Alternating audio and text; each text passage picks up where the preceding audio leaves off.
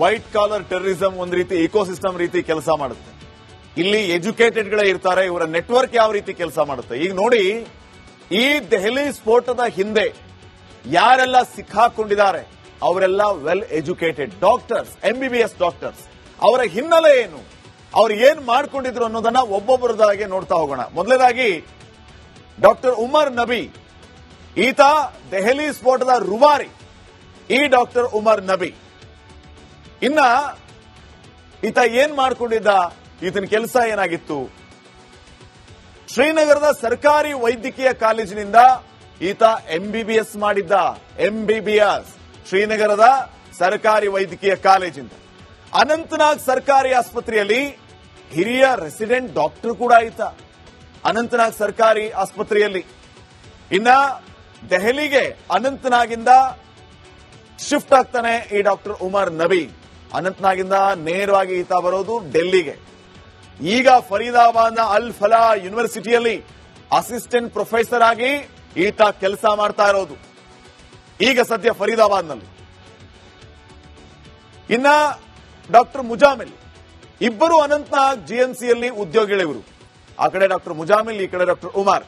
ಫರೀದಾಬಾದ್ನ ಅಲ್ ಫಲಾ ಯೂನಿವರ್ಸಿಟಿಯಲ್ಲಿ ಇವರಿಬ್ಬರಿಗೆ ವೃತ್ತಿಪರ ನಂಟು, ಇಬ್ಬರಲ್ಲಿಯೂ ಕೂಡ ವೃತ್ತಿಪರ ನಂಟಿತ್ತು. ಉತ್ತರ ಪ್ರದೇಶ ಮೂಲದ ವೈದ್ಯ ಈ ಡಾಕ್ಟರ್ ಆದಿಲ್ ರಾಥರ್. ಈ ಆದಿಲ್ ರಾಥರ್ ಏನಿದ್ದಾನೆ, ಈತ ಉತ್ತರ ಪ್ರದೇಶ ಮೂಲದವನು.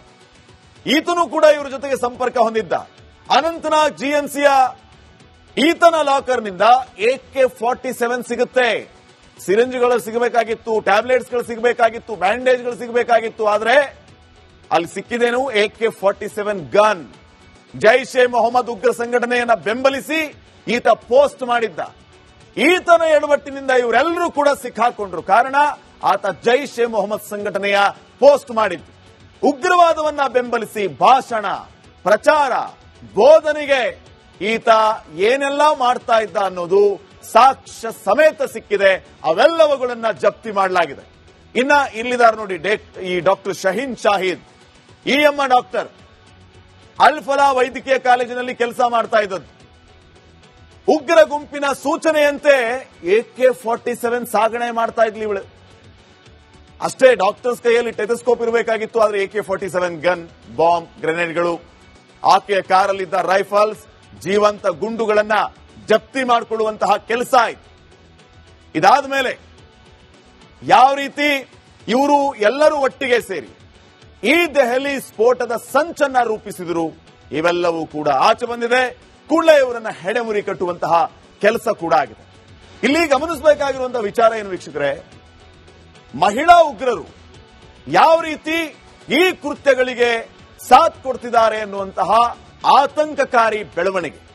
ಡಾಕ್ಟರ್ ಶಾಹೀನ್ ಶಹೀದ್, ಈ ಡಾಕ್ಟರ್ ಕೂಡ ಈ ಗ್ರೂಪ್ ಅಲ್ಲಿ ಇದ್ದು AK-47 ಗನ್ ಅನ್ನ ಒಂದ್ ಕಡೆಯಿಂದ ಮತ್ತೊಂದು ಕಡೆ ಸ್ಥಳಾಂತರ ಮಾಡ್ತಾ ಇದ್ದದ್ದು ಆ ಉಗ್ರ ಸಂಘಟನೆಯ ಸೂಚನೆಯಂತೆ, ಅಣತಿಯಂತೆ. ಹಾಗಿದ್ರೆ ಈ ಮಹಿಳಾ ಉಗ್ರರು ಯಾವ ರೀತಿ ಈ ರೀತಿಯ ಸಂಚಕಾರದಲ್ಲಿ ಭಾಗಿಯಾಗಿದ್ದಾರೆ, ಇವರ ನೆಟ್ವರ್ಕ್ ಯಾವ ರೀತಿ ಕೆಲಸ ಮಾಡ್ತಾ ಇದೆ. ವೈಟ್ ಕಾಲರ್ ಟೆರರಿಸಂ ಒಂದು ರೀತಿ ಇಕೋಸಿಸ್ಟಮ್ ರೀತಿ ಕೆಲಸ ಮಾಡುತ್ತೆ. ಇಲ್ಲಿ ಎಜುಕೇಟೆಡ್ ಗಳೇ ಇರ್ತಾರೆ, ಇವರ ನೆಟ್ವರ್ಕ್ ಯಾವ ರೀತಿ ಕೆಲಸ ಮಾಡುತ್ತೆ. ಈಗ ನೋಡಿ, ಈ ದೆಹಲಿ ಸ್ಫೋಟದ ಹಿಂದೆ ಯಾರೆಲ್ಲ ಸಿಕ್ಕಾಕೊಂಡಿದ್ದಾರೆ ಅವರೆಲ್ಲ well educated doctors, MBBS doctors. ಅವರ ಹಿನ್ನೆಲೆ ಏನು, ಅವ್ರು ಏನ್ ಮಾಡ್ಕೊಂಡಿದ್ರು ಅನ್ನೋದನ್ನ ಒಬ್ಬೊಬ್ಬರದಾಗೆ ನೋಡ್ತಾ ಹೋಗೋಣ. ಮೊದಲನೇದಾಗಿ ಡಾಕ್ಟರ್ ಉಮರ್ ನಬಿ, ಈತ ದೆಹಲಿ ಸ್ಫೋಟದ ರೂವಾರಿ. ಈ ಡಾಕ್ಟರ್ ಉಮರ್ ನಬಿ ಇನ್ನ ಈತ ಏನ್ ಮಾಡ್ಕೊಂಡಿದ್ದ, ಈತನ ಕೆಲಸ ಏನಾಗಿತ್ತು? ಶ್ರೀನಗರದ ಸರ್ಕಾರಿ ವೈದ್ಯಕೀಯ ಕಾಲೇಜಿನಿಂದ ಈತ MBBS ಮಾಡಿದ್ದ. MBBS ಶ್ರೀನಗರದ ಸರ್ಕಾರಿ ವೈದ್ಯಕೀಯ ಕಾಲೇಜಿಂದ. ಅನಂತನಾಗ್ ಸರ್ಕಾರಿ ಆಸ್ಪತ್ರೆಯಲ್ಲಿ ಹಿರಿಯ ರೆಸಿಡೆಂಟ್ ಡಾಕ್ಟರ್ ಕೂಡ ಈತ, ಅನಂತನಾಗ್ ಸರ್ಕಾರಿ ಆಸ್ಪತ್ರೆಯಲ್ಲಿ. ಇನ್ನ ದೆಹಲಿಗೆ ಅನಂತನಾಗಿಂದ ಶಿಫ್ಟ್ ಆಗ್ತಾನೆ ಈ ಡಾಕ್ಟರ್ ಉಮರ್ ನಬಿ. ಅನಂತನಾಗಿಂದ ನೇರವಾಗಿ ಈತ ಬರೋದು ಡೆಲ್ಲಿಗೆ. ಈಗ ಫರೀದಾಬಾದ್ನ ಅಲ್ ಫಲಾ ಯೂನಿವರ್ಸಿಟಿಯಲ್ಲಿ ಅಸಿಸ್ಟೆಂಟ್ ಪ್ರೊಫೆಸರ್ ಆಗಿ ಈತ ಕೆಲಸ ಮಾಡ್ತಾ ಇರೋದು ಈಗ ಸದ್ಯ ಫರೀದಾಬಾದ್ನಲ್ಲಿ. ಇನ್ನ ಡಾಕ್ಟರ್ ಮುಜಾಮಿಲ್, ಇಬ್ಬರು ಅನಂತನಾಗ್ GMCಯಲ್ಲಿ ಉದ್ಯೋಗಿಗಳಿವರು. ಆ ಕಡೆ ಡಾಕ್ಟರ್ ಮುಜಾಮಿಲ್, ಈ ಕಡೆ ಡಾಕ್ಟರ್ ಉಮರ್. ಫರೀದಾಬಾದ್ನ ಅಲ್ ಫಲಾ ಯೂನಿವರ್ಸಿಟಿಯಲ್ಲಿ ಇವರಿಬ್ಬರಿಗೆ ವೃತ್ತಿಪರ ನಂಟು, ಇಬ್ಬರಲ್ಲಿಯೂ ಕೂಡ ವೃತ್ತಿಪರ ನಂಟಿತ್ತು. ಉತ್ತರ ಪ್ರದೇಶ ಮೂಲದ ವೈದ್ಯ ಈ ಡಾಕ್ಟರ್ ಆದಿಲ್ ರಾಥರ್. ಈ ಆದಿಲ್ ರಾಥರ್ ಏನಿದ್ದಾನೆ, ಈತ ಉತ್ತರ ಪ್ರದೇಶ ಮೂಲದವನು. ಈತನು ಕೂಡ ಇವರ ಜೊತೆಗೆ ಸಂಪರ್ಕ ಹೊಂದಿದ್ದ. ಅನಂತನಾಗ್ ಜಿಎಂಸಿಯ ಈತನ ಲಾಕರ್ನಿಂದ AK-47 ಸಿಗುತ್ತೆ. ಸಿರಿಂಜ್ಗಳು ಸಿಗಬೇಕಾಗಿತ್ತು, ಟ್ಯಾಬ್ಲೆಟ್ಸ್ಗಳು ಸಿಗಬೇಕಾಗಿತ್ತು, ಬ್ಯಾಂಡೇಜ್ಗಳು ಸಿಗಬೇಕಾಗಿತ್ತು. ಆದ್ರೆ ಅಲ್ಲಿ ಸಿಕ್ಕಿದೇನು? AK-47 gun. ಜೈಷ್ ಎ ಮೊಹಮ್ಮದ್ ಉಗ್ರ ಸಂಘಟನೆಯನ್ನ ಬೆಂಬಲಿಸಿ ಈತ ಪೋಸ್ಟ್ ಮಾಡಿದ್ದ. ಈತನ ಎಡವಟ್ಟಿನಿಂದ ಇವರೆಲ್ಲರೂ ಕೂಡ ಸಿಕ್ಕಾಕೊಂಡ್ರು. ಕಾರಣ ಆತ ಜೈಷ್ ಎ ಮೊಹಮ್ಮದ್ ಸಂಘಟನೆಯ ಪೋಸ್ಟ್ ಮಾಡಿದ್ದು. ಉಗ್ರವಾದವನ್ನ ಬೆಂಬಲಿಸಿ ಭಾಷಣ, ಪ್ರಚಾರ, ಬೋಧನೆಗೆ ಈತ ಏನೆಲ್ಲ ಮಾಡ್ತಾ ಇದ್ದ ಅನ್ನೋದು ಸಾಕ್ಷ್ಯ ಸಮೇತ ಸಿಕ್ಕಿದೆ. ಅವೆಲ್ಲವುಗಳನ್ನ ಜಪ್ತಿ ಮಾಡಲಾಗಿದೆ. ಇನ್ನ ಇಲ್ಲಿದ್ದಾರೆ ನೋಡಿ, ಈ ಡಾಕ್ಟರ್ ಶಹೀನ್ ಶಾಹಿದ್, ಈ ಎಮ್ಮ ಡಾಕ್ಟರ್ ಅಲ್ಫಲಾ ವೈದ್ಯಕೀಯ ಕಾಲೇಜಿನಲ್ಲಿ ಕೆಲಸ ಮಾಡ್ತಾ ಇದ್ದದ್ದು. ಉಗ್ರ ಗುಂಪಿನ ಸೂಚನೆಯಂತೆ AK-47 ಸಾಗಣೆ ಮಾಡ್ತಾ ಇದ್ಲಿ ಇವಳು. ಅಷ್ಟೇ, ಡಾಕ್ಟರ್ಸ್ ಕೈಯಲ್ಲಿ ಟೆಥಸ್ಕೋಪ್ ಇರಬೇಕಾಗಿತ್ತು, ಆದ್ರೆ AK-47 ಗನ್, ಬಾಂಬ್, ಗ್ರೆನೇಡ್ಗಳು, ಆಕೆಯ ಕಾರಲ್ಲಿದ್ದ ರೈಫಲ್ಸ್, ಜೀವಂತ ಗುಂಡುಗಳನ್ನ ಜಪ್ತಿ ಮಾಡಿಕೊಳ್ಳುವಂತಹ ಕೆಲಸ ಆಯಿತು. ಇದಾದ ಮೇಲೆ ಯಾವ ರೀತಿ ಇವರು ಎಲ್ಲರೂ ಒಟ್ಟಿಗೆ ಸೇರಿ ಈ ದೆಹಲಿ ಸ್ಫೋಟದ ಸಂಚನ್ನ ರೂಪಿಸಿದರು, ಇವೆಲ್ಲವೂ ಕೂಡ ಆಚೆ ಬಂದಿದೆ. ಕೂಡಲೇ ಇವರನ್ನ ಹೆಡೆಮುರಿ ಕಟ್ಟುವಂತಹ ಕೆಲಸ ಕೂಡ ಆಗಿದೆ. ಇಲ್ಲಿ ಗಮನಿಸಬೇಕಾಗಿರುವಂತಹ ವಿಚಾರ ಏನು ವೀಕ್ಷಕರೇ, ಮಹಿಳಾ ಉಗ್ರರು ಯಾವ ರೀತಿ ಈ ಕೃತ್ಯಗಳಿಗೆ ಸಾಥ್ ಕೊಡ್ತಿದ್ದಾರೆ ಅನ್ನುವಂತಹ ಆತಂಕಕಾರಿ ಬೆಳವಣಿಗೆ.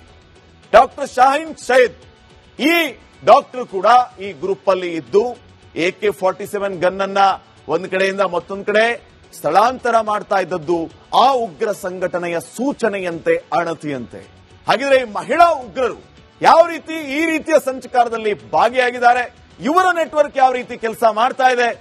ಇನ್ನ ಇಲ್ಲಿದ್ದಾರೆ ನೋಡಿ, ಈ ಡಾಕ್ಟರ್ ಶಹೀನ್ ಶಾಹಿದ್, ಈ ಎಮ್ಮ ಡಾಕ್ಟರ್ ಅಲ್ಫಲಾ ವೈದ್ಯಕೀಯ ಕಾಲೇಜಿನಲ್ಲಿ ಕೆಲಸ ಮಾಡ್ತಾ ಇದ್ದದ್ದು. ಉಗ್ರ ಗುಂಪಿನ ಸೂಚನೆಯಂತೆ AK-47 ಸಾಗಣೆ ಮಾಡ್ತಾ ಇದ್ಲಿ ಇವಳು.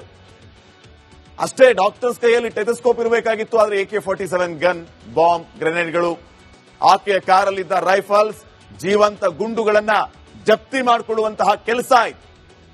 ಇದಾದ ಮೇಲೆ ಯಾವ ರೀತಿ ಇವರು ಎಲ್ಲರೂ ಒಟ್ಟಿಗೆ ಸೇರಿ ಈ ದೆಹಲಿ ಸ್ಫೋಟದ ಸಂಚನ್ನ ರೂಪಿಸಿದರು, ಇವೆಲ್ಲವೂ ಕೂಡ ಆಚೆ ಬಂದಿದೆ. ಕೂಡಲೇ ಇವರನ್ನ ಹೆಡೆಮುರಿ ಕಟ್ಟುವಂತಹ ಕೆಲಸ ಕೂಡ ಆಗಿದೆ.